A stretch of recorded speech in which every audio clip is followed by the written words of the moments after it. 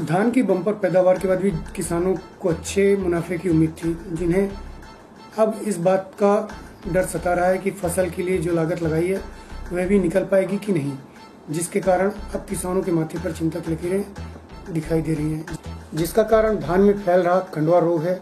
इन दिनों किसानों के सामने एक बड़ी समस्या बनकर आया है। कंडवा रोग को फाल्स स्मट रोग भी कहते हैं, जिसकी शुरुआत धान की बालियों में दाने के स्थान पर हल्की छोटी छोटी पीली हल्दी जैसी गांठें बनती हैं, जिसके बाद काले रंग में बदल जाती हैं और इनसे जो पाउडर उड़ता है वह करीब 60 से 70% तक का नुकसान पहुंचा सकता है, जिसके लिए कृषि वैज्ञानिक कई तरीकों से किसानों को जागरूक कर रहे हैं। वहीं इसकी रोकथाम के लिए जरूरी दवाओं का छिड़काव करने की जानकारी देते हैं। वहीं अगर किसानों की माने तो बताई गई दवाओं का भी कोई असर नहीं हो रहा है और फसल बर्बादी की कगार पर है। प्रस्तुत है कृषक महेंद्र त्रिपाठी, नवल किशोर पांडे सहित वरिष्ठ कृषि वैज्ञानिक डॉक्टर के.एस. बघेल से जानकारी के अनुसार। यहाँ खेती में तो तरह तरह की समस्याएं हैं।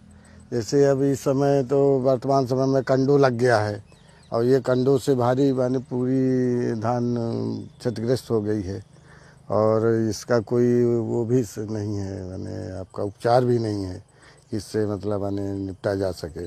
तो इस तरह मतलब खेती में तरह तरह की समस्याएं आती रहती हैं। जब तक आदमी मतलब माने काट गाह के इसको अंदर नहीं ले जाता तब तक माने कोई ना कोई समस्या बनी रहती है। जितना लागत हम लगाते हैं उसका माने आधा भी निकाला है तो बड़ी आदमी भाग्य समझता है कि चलो कम से कम आधा तो सुल हो गया। क्या लग रहा है धान की खेती से आप लोग को कुछ फायदा हो पाएगा कि नहीं? अब उम्मीद तो माने आदमी पहले यही लगा के सोचता है कि हमको मिलेगा, लेकिन जब इस तरह के रोग लग जाते हैं तब फिर हो गया, आदमी पछताने के अलावा कुछ नहीं रह जाता कि हमको अब इसमें से नुकसान के अलावा कुछ नहीं है। अब नुकसान ही नुकसान चारों तरफ दिख रहा है। जितना मतलब अन्य आदमी लागत लगाता है वो निकलने में बड़ी दिक्कत। इस समय तो सर कंडवा ही परेशान किया है और इससे सर कोई उम्मीद समझ में आ नहीं रही है कि हम लोग आगे क्या करें।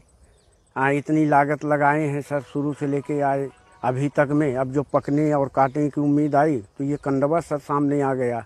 इससे हम लोग बहुत निर्भस हैं, लगता है अब आगे क्या करेंगे सर। कितने आप लोगों ने पैसा लगा दिया? अरे इसमें तो सोच लिए लगवाई और निदाई 3 लाख रुपए इतना लग गया सर। अब आगे क्या करें और आगे जो आने वाली फसल है अब उसके लिए हम लोग क्या करें, काहे से अब करेंगे सर। यही सब समस्या है, कोई ना यहाँ सुनने वाला है ना कोई देखने वाला है। क्या लग रहा है इससे कितना फायदा हो पाएगा? इससे कुछ नहीं हो पाएगा सर। जुट्टी लगता है कि ये हम लोग लगाए हैं उतना भी नहीं आ पाएगा और खाने के लिए तो बात ही। धान की फसल में आभासी कंडवा रोग का प्रकोप देखने को मिलता है, जिसमें हमारे धान में जो बालियां होती हैं, बाली के दाने फट जाते हैं, जिसको हम लोग लाई फूटना कहते हैं।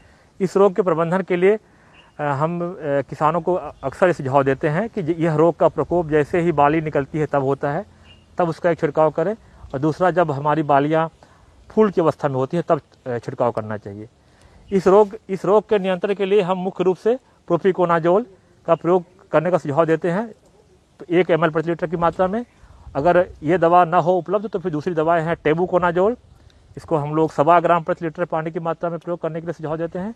तीसरी दवा है क्लोरोथैलोनिल, इसका हम 25 ग्राम प्रति टंकी की मात्रा में इसका प्रयोग करते हैं, लगभग 1.25 ग्राम प्रति लीटर की मात्रा में इसका प्रयोग करते हैं।